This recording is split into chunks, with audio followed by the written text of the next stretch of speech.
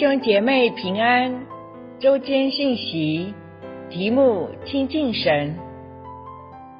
圣经雅各书Yakub saka sepat acefang saka pito atusir tangasa saka falu atusir。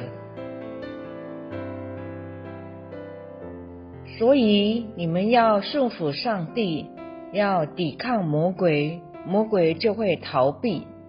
Urasaka hakeluk ngenku kawas paculienku palafu ai ta miraliu jinglingra i tamuanan。你们亲近上帝，上帝就亲近你们。比laut kamu tu kawas ta mirlautku kawas i tamuanan。有罪的人呐，要洁净你们的手；为善的人呐，要洁净你们的心。Kamu uji rarawai tamlau kuratzenku kamai kamu mi samanga hai tamlau kuratzenku falu zuai namu。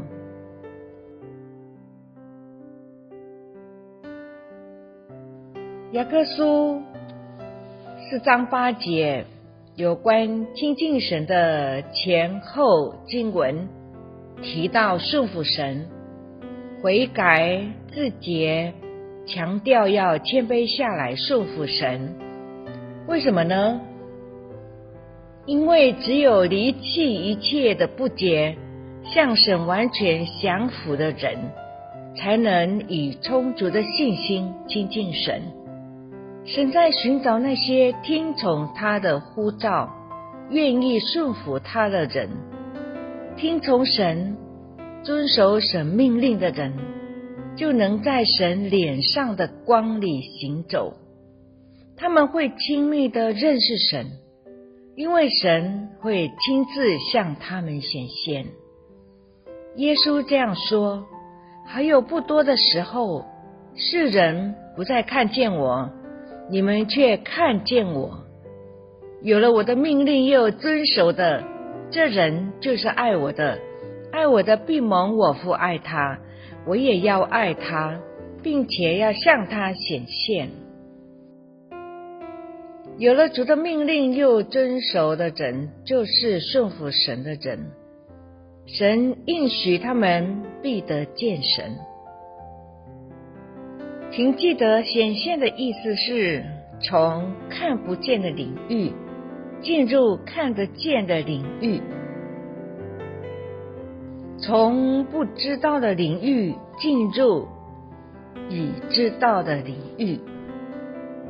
只有真实顺服的人，才能真正认识神。主会向他们显现，因为他们都是主亲爱的朋友。这些话令门徒们大为惊讶。在英文扩大本，圣经是这样翻译：犹大，不是加略人犹大，问耶稣说：主啊，为什么要向我们显现，使你对我们而言是真实的，却不向世人显现呢？耶稣回答说：人若真正爱我，就必遵守我的道，顺从我的教导，我父也必爱他，并且我们要到他那里去，与他组成一个家，同住一个居所，同住一个特别的住处。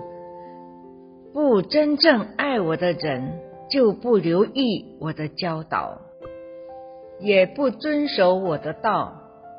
与神亲密不是表现在言语和舌头上。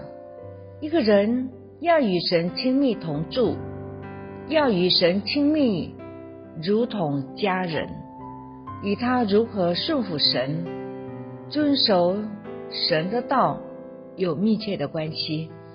我们若全心全意遵守神的道，真实顺服神，真正爱神时，神就会造访我们，并且不是只造访一下，而是居住在我们的里面，借着圣灵来显明他自己。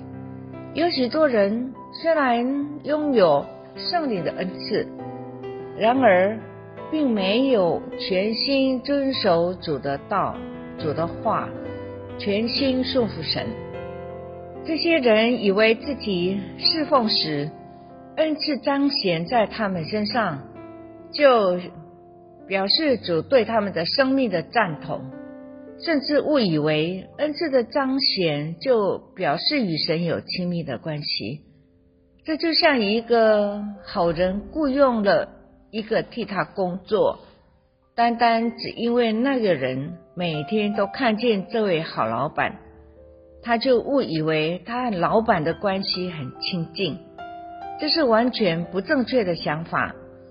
耶稣在马太福音提到，许多声称认识他的人都会告诉主，他们为主做了什么，但主却说，我从来不认识你们，你们这些作恶的人，离开我去吧。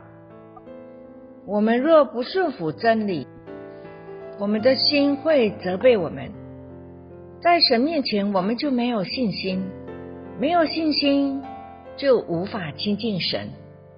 我们若懂得顺服真理，就会心安理得，我们的心不会责备我们，我们来到神面前就会有信心，很容易摸到神，享受神亲密的同在，在爱和信心中向神所求的一切无不得着。我们与神亲密的程度和我们的信心直接成正比，我们的信心又和我们对神的顺服成正比。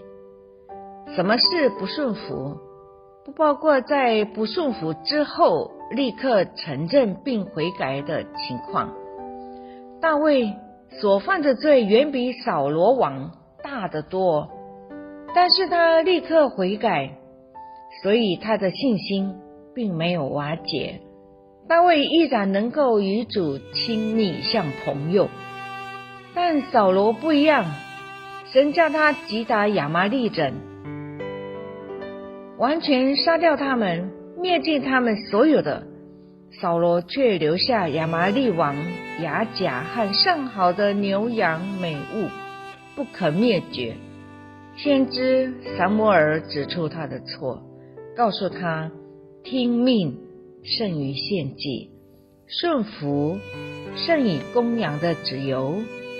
扫罗知道自己有罪，但并没有认真的认罪悔改，反而要撒母耳同他回去，在以色列人面前抬举他。他只想保留面子，并没有诚实顺服神的心，所以离神越来越远，以致被恶魔搅扰。因此我们应当能明白，为何雅各书的作者雅各提出亲近神的邀请，前后都提到顺服的事。阿们。我们一起祷告。亲爱的天父，我们要顺服你，要抵挡魔鬼，魔鬼就会逃避。我们要亲近你，你就亲近我们。我们是有罪的人，求你洁净我们的手，也洁净我们的心，好让神可以住在我们的心里。谢谢主耶稣依然爱我们，奉主耶稣的名祷告，阿们。